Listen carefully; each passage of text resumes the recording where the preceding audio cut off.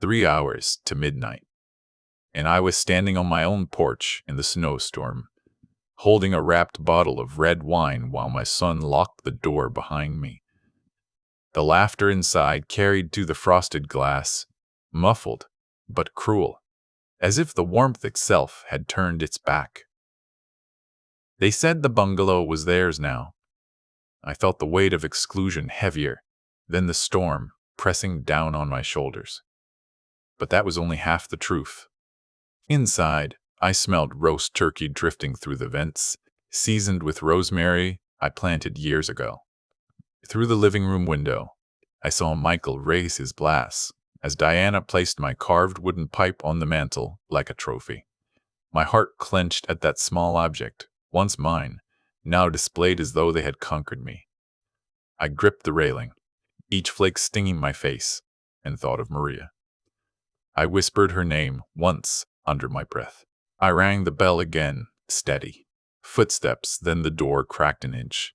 Michael's voice, casual, cutting. "Dad, it's better this way. It's family only tonight." He let the word family sting like vinegar on a wound. Behind him, Diana laughed, her silhouette framed by the red glow of the fireplace. The clock on the mantel ticked past 7:32 p.m., each second puncturing the silence I carried.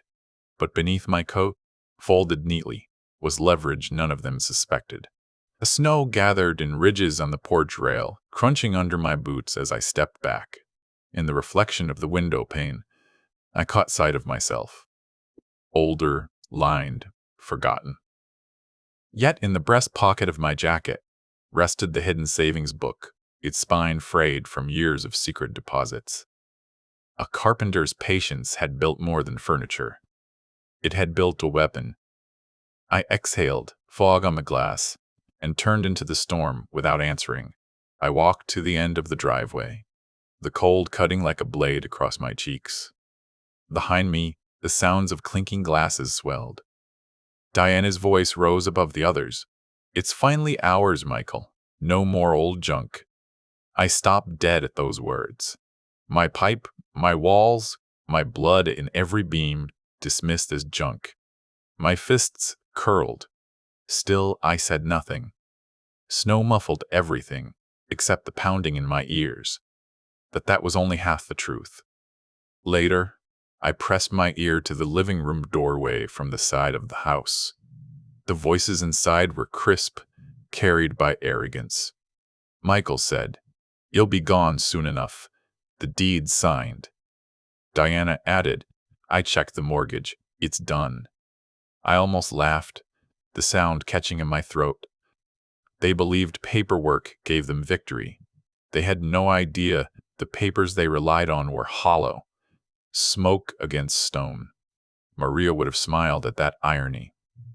The storm thickened, winds snapping through the barren trees like whips. I pulled my coat tighter, the wooden pipe's image burning in my mind. That object had been in our family for decades, carved by my own father during a winter harsher than this. Now it sat on a mantel in mockery. I imagined Michael's smug hand lifting it, believing himself victorious. But that was only half the truth. Soon the pipe would mean something very different. Hours earlier, Michael had called me on the phone. His voice had been sharp, rushed. "Dad, don't bother coming. It's a new tradition." My chest tightened then as it does now. "A new tradition?" I asked. His silence was colder than the snow. "Finally," he said, "you'll understand eventually." But I already understood. They had been circling the house like wolves, waiting for weakness. They thought my age made me fragile. They forgot the patience of wood. The bungalow itself was my life's work, beams notched by my hands, each stair smoothed by my tools. I built the frame with Maria watching, her smile framed by curls of sawdust. When the storm shook its walls now, I felt it shudder in my bones. Michael believed ink on paper could erase that bond.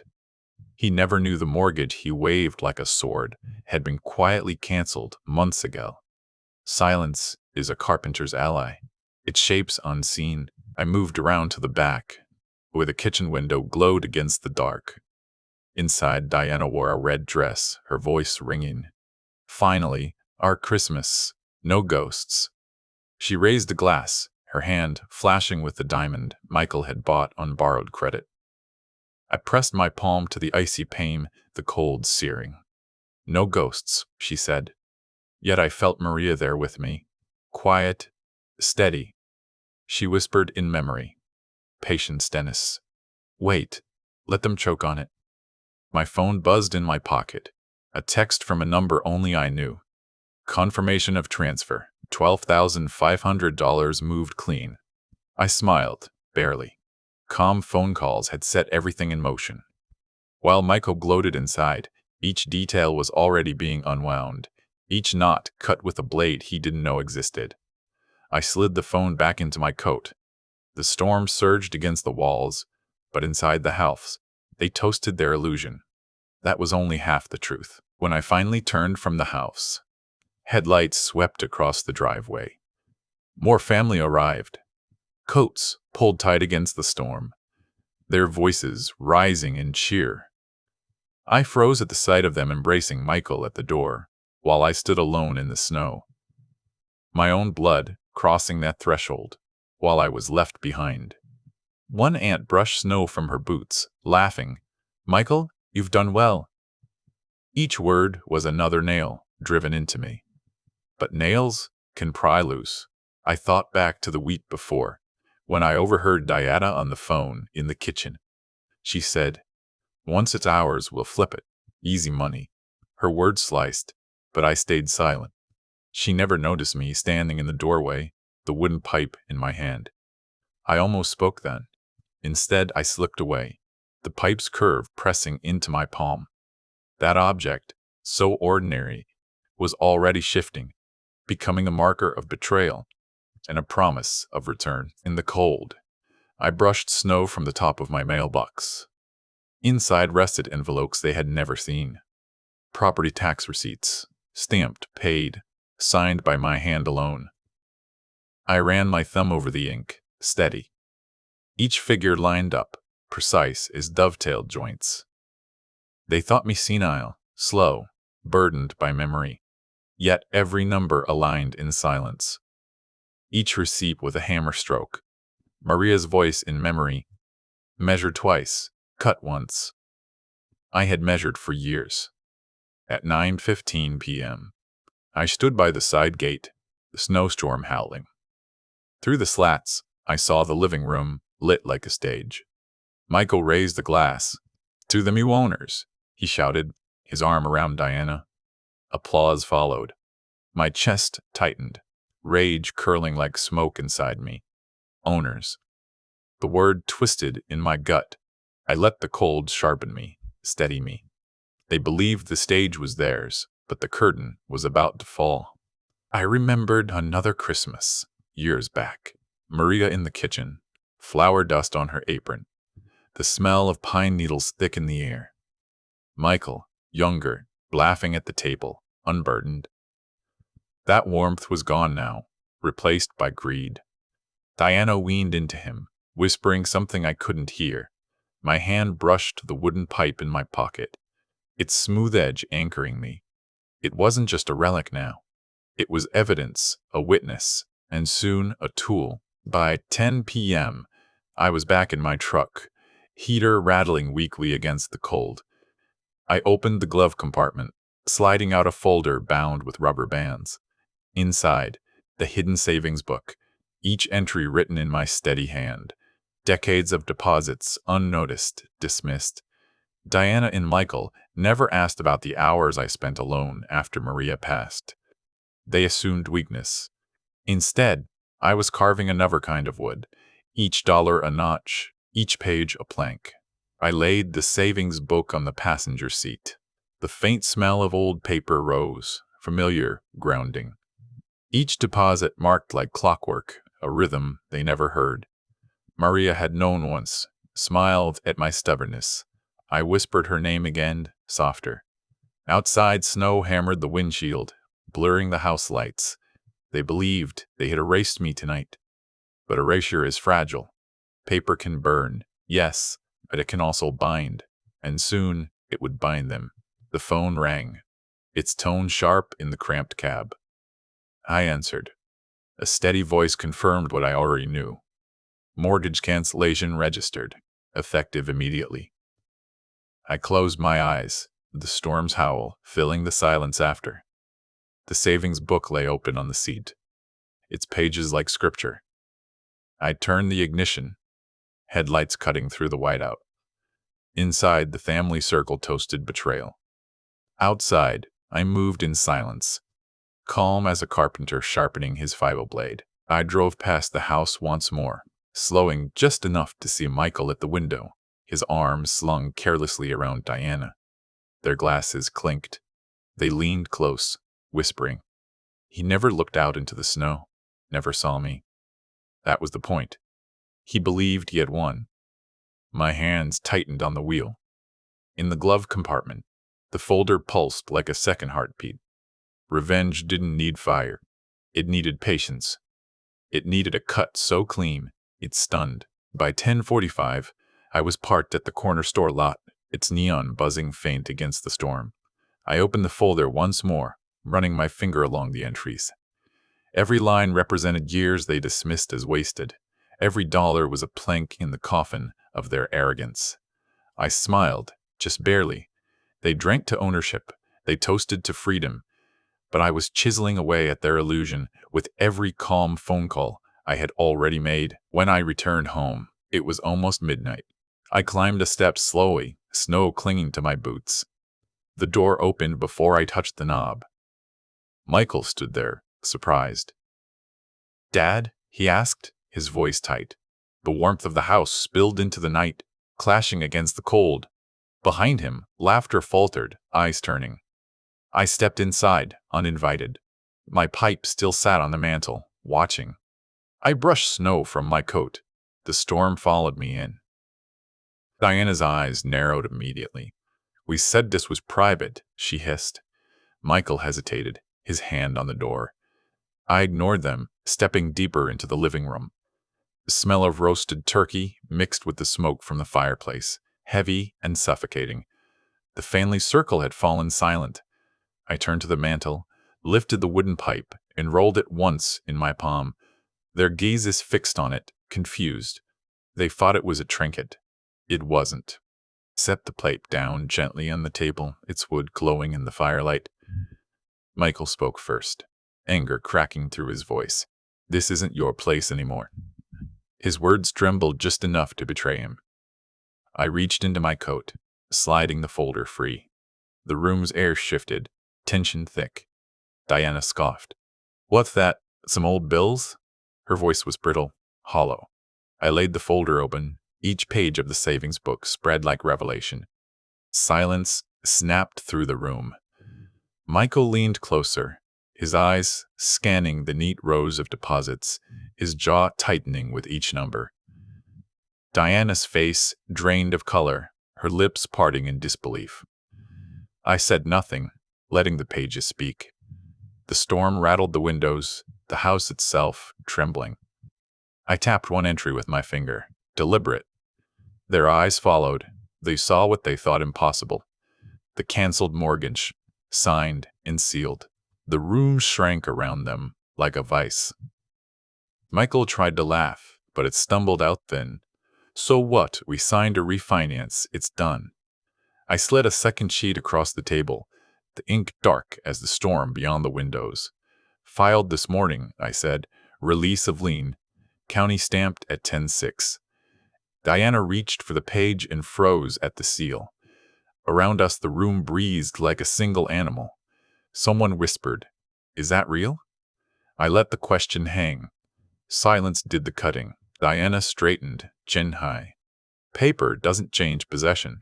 We live here now." I nodded slowly, as if admiring a finished cabinet.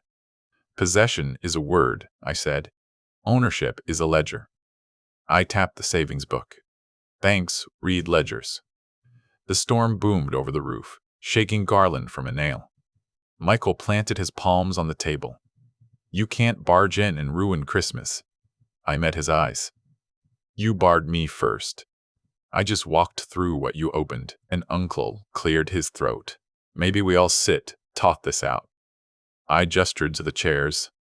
The room moved reluctantly, like wet wood bending under load. I stayed standing.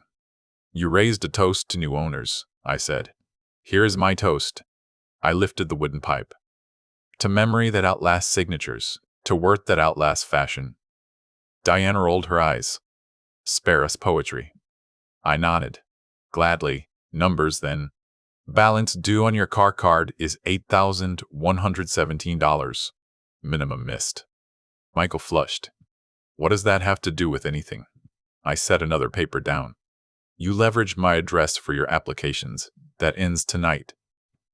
Diana reached for Michael's arm. He's bluffing. I shook my head. Calm phone calls. Quiet steps. You never heard them because you never listen unless you're speaking. Chairs creaked. Someone shifted near the tree. The ornaments chiming like tiny bells. The smell of cooling turkey turned metallic, like a knife left in snow. He tried to reclaim the room with volume. Get out. The words cracked, too brittle to carry weight. I set my keys on the table, each scratch a notch in the surface I had varnished years ago. No, I said, not tonight. Diana laughed without humor. You think waving a passbook makes you king? I pointed to the envelope under the savings book. That is not a passbook, Diana. That is oxygen. Watch how people move when you take it away. I opened the envelope. A letterhead showed through like a shoreline under ice. Escrow hold, I said. Filed at 9:41. Title company won't recognize any transfer until a fraud review closes. Michael stared, then looked past me toward the doorway as if expecting a miracle to walk in. We didn't commit fraud, he said. We just accelerated the future. I nodded. Words again. I folded the letter slowly. The house groaned, the storm pushing its breath through the eaves. Diana stepped close, the red fabric of her dress catching the firelight. You can't scare us with stationery. I leaned slightly, lowering my voice so only nearby ears caught it. Then let the neighbors witness what happens next. She blinked. What next? I faced the room. Everyone, step into the living room. If you believe this house belongs to them, stay seated. If you believe a builder's ledger still decides, come and look. Feet scraped. Curiosity is the oldest pry bar. We gathered by the fireplace, the pipe scent faint where heat had warmed its bowl. I pointed at the mantel clock. Open it, Michael. He frowned. Why? I shrugged. Because you always wanted shortcuts. Consider this one my gift. He tugged the clock forward. A screw rolled onto the hearth. The back panel loosened, revealing a shallow cavity. He squinted. What is this? I said nothing. He reached inside and pulled a small tin wrapped in brown paper. He peeled it open.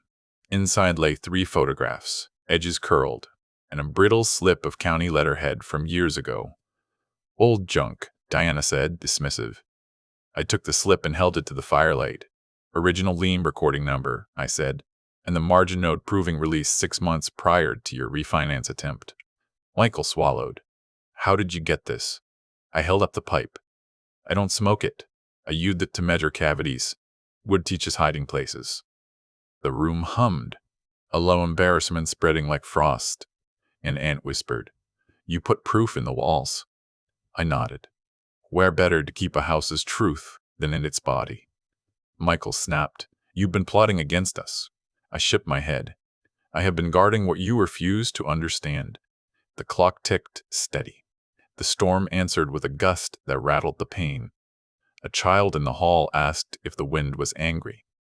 No one answered. Diana retreated to the kitchen, the clatter of plates a staccato protest. I followed to the doorway, stopping at the threshold. The tile chilled my feet through damp socks, a clean bite of cold against the living room's furnace heat. She yanked a drawer, silverware chiming like a warning bell.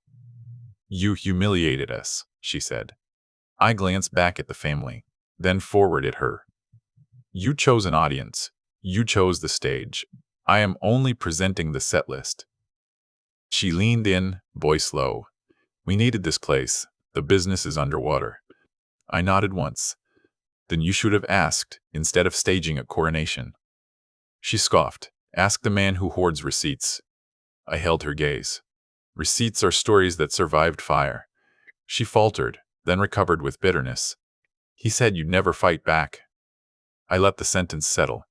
The refrigerator hummed, a sleepy animal. The storm banged the vent. He was half right, I said gently. Back in the living room, Michael had reclaimed the center, arms spread. This is ridiculous. He's bluffing with theater props. I lifted my phone and placed it on the table. Speaker, I said. A clear voice filled the room. Title desk. Your review is active. Documents on hold until verification. Michael lunged, stabbing at the red button. I let him, then dialed again. Calm. The same voice answered. Predictable rhythms comfort carpenters. They also trap impatient sons. He slammed the phone down. Enough. He pointed toward the door. Out. I didn't move. The room tensed. A rope pulled 2 inches past safe. I picked up the wooden pipe and set it on the threshold between rooms, half on rug, half on tile. Cross it if you like, I said. Choose a side, warmth or cold, noise or listening. Someone laughed nervously, then stopped. The wind drafted under the door, licking our ankles. Choices feel like weather, suddenly. A cousin spoke from near the tree. Michael, maybe sit. He shook his head, eyes bright with heat. He thinks he's a judge. I answered softly, no, a cabinet maker. I fit pieces until they cannot move unless they break. Diana reappeared, cheeks flushed. We are not children you can scold. I nodded. Then sign adults' papers. I lifted a smaller envelope. Agreement to vacate pending review. 30 days. You can contest, or you can work with me tonight. He stared at the envelope as if it hissed. You wouldn't throw us out at Christmas? I let the quiet expand until the house itself seemed to listen. You threw me out first, I said. You can stay if you acknowledge the truth in front of everyone who watched you toast your theft. Diana's mouth hardened. We will not be humiliated. I gestured at the windows. The storm does not care about pride. It only cares about structure. He took a pen from the side table, then hesitated. What do you actually want? I folded the vacate notice and set it aside. I want memory returned to its seat at this table. I want respect measured in actions, not toasts. He laughed once, dry. You want obedience? I shook my head. I want you to look at the ledger and stop pretending numbers are opinions. The clock ticked. The wind answered. The pipe on the threshold waited like a witness. He tried another angle. If we apologize, does this end? I let him hear his own words for a beat. An apology is a door. It is not a frame. He rubbed his forehead. You always talk in riddles. I smiled, without warmth. No, I talk like someone who knows joints. They either hold or they do not. Glue fails if you rush the clamp. He looked down at the papers again. The room's heat felt suddenly insufficient to everyone. From the hallway, I caught a fragment of whispering. Near the living room doorway, 2 cousins murmured with their backs turned. I drifted closer, quiet as sawdust settling. He doesn't know about the cash, one said. In the attic, behind the insulation. My breath left in a soft white cloud. I turned my head, listening to the storm press against the house, and the secret press against my patience. That was the moment the reversal sharpened to a point. I stepped into the hall light. What cash? The cousins froze, faces draining. Michael blustered from the living room. Ignore him. I looked at the ceiling. Access panel still in the master closet? Diana stiffened. Do not touch our things. I nodded. Our things. Good. Let us take inventory together. The hallway smelled of dust and pine cleaner, past and present arguing in the air. The wind moaned through the soffit, a hollow note like warning or welcome. We climbed the narrow stairs to the closet hatch. I reached for the pull string. Michael grabbed my wrist. You're not going up there. I met his grip with stillness. Then you are. He hesitated, then yanked the string. The ladder creaked down, complaining like an old joint. Heat from the house rose into the attic's dark throat. He climbed, muttering. Diana stayed below, arms crossed, eyes on the family gathered like jurors. The storm hammered approval overhead. His head surfaced through the hatchlight. "Nothing here," he called, too fast. I climbed 2 rungs and extended the pike. "Tap the joists," I said. He rolled his eyes, then swung the bowl against wood. On the 3rd strike, the sound shifted, a duller thud. He froze. I nodded. "Insulation, pull it back." He pawed at the pink sheets, coughing. A small canvas bag appeared, dust-soaked, tied with twine. The room below tightened like a clenched fist. He lowered the bag carefully. I took it, the canvas rough against my palms. The knot came free with a carpenter's tug. Bills spilled across the hallway rug, edges curled. Some banded, some loose. Gasps rose like sparks. Diana whispered, "We were going to fix everything." I knelt, counting stacks aloud, not for greed but for rhythm. 1, 2, 3. The clock and wind kept time. I looked up. "Cash hidden in a shared roof confirms your intentions tonight." Michael dropped onto the bottom step and buried his face in his hands. "We were drowning," he said, voice muffled. I crouched opposite him, the pipe resting across my knees like a level. "You build your own leak, then blamed the ocean." He looked up, eyes red. "What do you want me to say?" I glanced toward the living room where everyone watched. "Say the house is not yours. Say you tried to make it yours by exclusion. Begin there." He swallowed and turned to the room. "We pushed him out," he said, the words crawling. "We said the house was ours."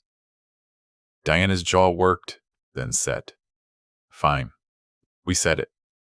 I stood and lifted the vacate notice again, then folded it cleanly and slid it back into the envelope. "Good," I said. "Now we work." The wind dropped suddenly, as if the storm paused to listen. The pipe gleamed faintly on the threshold, marking a line no one wished to cross. The Vanley circle remained frozen, eyes darting between us and the scattered bills on the floor. A cousin whispered, "This is madness." I shook my head. "No, this is clarity." I gathered the money back into the bag, each stack thudding like a gavel stroke. Diana reached toward me, then stopped, her hand trembling. Michael exhaled shakily. "So what happens now?" I straightened, holding both the bag and the pipe. "Now, we decide if the house breathes or suffocates." Diana hissed, "You can't hold this over us forever." I met her stare. "Forever is not needed. 1 winter will do." She frowned, not understanding. I gestured at the windows. "This storm is a teacher. It tests what is weak. Tonight it tested us, and you failed. But the house still stands. You must decide if you will stand with it or be driven out by your own pride." The silence afterward carried the weight of unseen beams creaking overhead. Michael rose, his face pale. If we admit you still own this place, what then?" I walked slowly back to the mantel, setting the pipe down in its old spot. "Then you live here as guests, not rulers.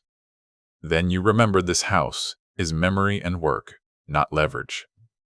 Diana muttered, "That's humiliation." I turned, voice steady. "No, that's truth. Humiliation is what you did when you barred me from my own door. Tonight is just correction." The fireplace snapped, sending sparks across the hearth. Shadows leapt on the walls, jagged and restless. An ant coughed lightly, breaking the stillness. "Let's eat before the food turns." The suggestion fell flat, no one moving. All eyes remained on the bag of cash and the pipe. I let the pause extend, my silence heavier than speech. Michael finally lowered his head. "Fine," he muttered. "Guests." I inclined my chin. "Say it louder." He closed his eyes, then obeyed. "We are guests," Michael said, voice cracking. The word seemed to shift the air, like a hinge unsticking. Diana's lips pressed thin, but she didn't argue. I nodded once. Good. Now the house can breathe. I gathered the cash bag and folder, tucking them beneath my arm. Tomorrow, we settle accounts with signatures. Tonight, we eat, but we eat with eyes open. The storm outside butted against the walls again, this time sounding almost like applause muffled in snow. We returned to the table. The turkey had cooled, skin-dulled, but the scent was still strong, heavy with rosemary. I carved silently, the knife scraping against bone. Plates passed, but no one spoke above a whisper. Each fork strike echoed too loudly. I watched Michael and Diana avoid each other's eyes. The cousins shifted uncomfortably, chewing without tasting. The storm's howl was the only steady voice, reminding everyone that walls matter more than boasting when the night turns cruel. Midway through the meal, Diana rose abruptly. "I need air," she said, moving toward the back door. I let her go. The cold rushed in as she stepped onto the porch, red fabric stark against white snow. Michael started to follow, then stopped at my look. "She won't go far," I said. "The storm teaches boundaries." He sank back into his chair, defeated. The others ate faster, hoping the ritual of chewing would erase what had just unfolded. It couldn't. I set down my fork and picked up the pipe once more, cradling it in my hands. The bowl was warm from the mantel's heat, faint smoke lingering in the wood. I raised it like a glass. "To Maria," I said softly. The name hung in the air, almost fragile. A hush fell. Some eyes softened, remembering her kindness. Michael shifted uncomfortably, but he didn't protest. The pipe was no longer a relic. It was judgment, witness, and compass all at once. The clock struck midnight, its chime thin against the storm's roar. I stood, sliding the envelope and cash bag back into my coat. "This night ends here," I said. "Tomorrow begins with signatures and corrections."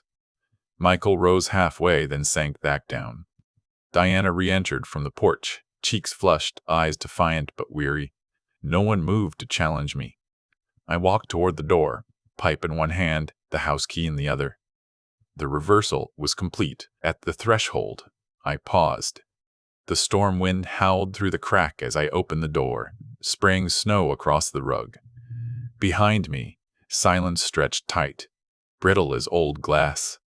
I placed the pipe back on the mantel without turning. Then I stepped out, slamming the door hard enough that the reef trembled. The storm swallowed me instantly, red taillights fading down the street.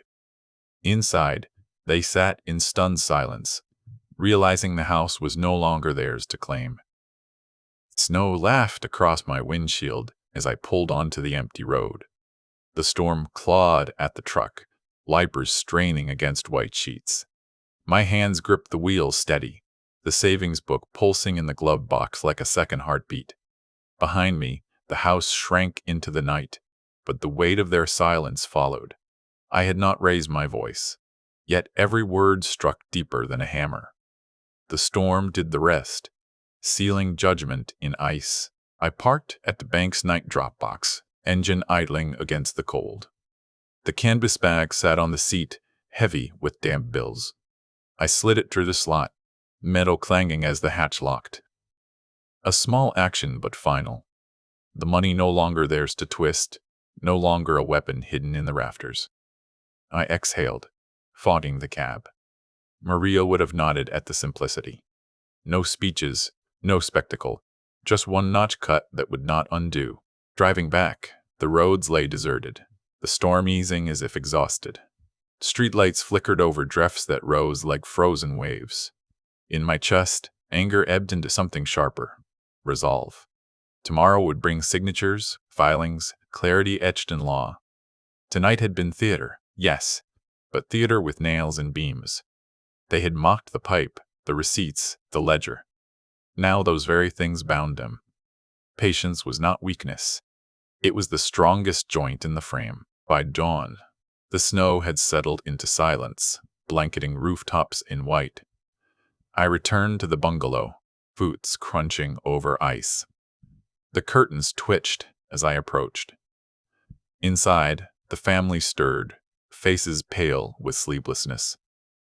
Michael opened the door before I knocked, his eyes bloodshot. "We'll sign," he said flatly. No argument, no bluster, just resignation. I stepped past him, pipe in hand, and placed it back on the mantel. It belonged there, not as ornament, but as verdict. We sat around the dining table, paper spread, pens clicking nervously. Diana refused to meet my eyes. Her voice clipped as she asked where to initial. I guided each hand to the lines, steady, methodical. Witness signatures, scrawled in shaky ink. The storm outside had quieted, but its echo lingered in their trembling. When the final page was signed, I stacked the documents, squared the corners against the wood, and closed the folder with a carpenter's precision.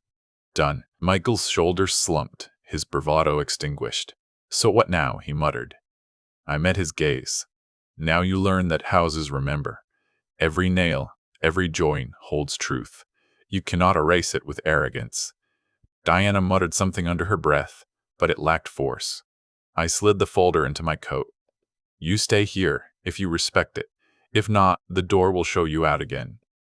The house groaned faintly in the quiet, as though agreeing with me. I walked to the window, frost melting under my breath.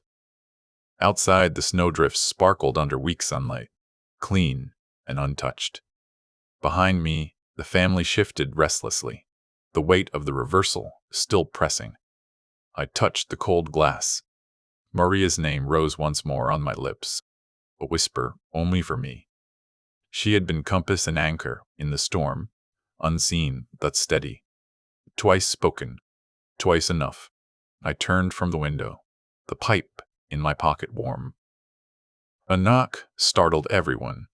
I opened the door to a courier in a parka, his hands red from cold. He handed me a stamped envelope. "Filed copy, sir," he said before retreating into the snow. I tore it open, scanning the lines. Confirmation of mortgage cancellation, sealed and final. I laid it on the table, the ink still smelling faintly metallic. "Now it is not only my word," I said.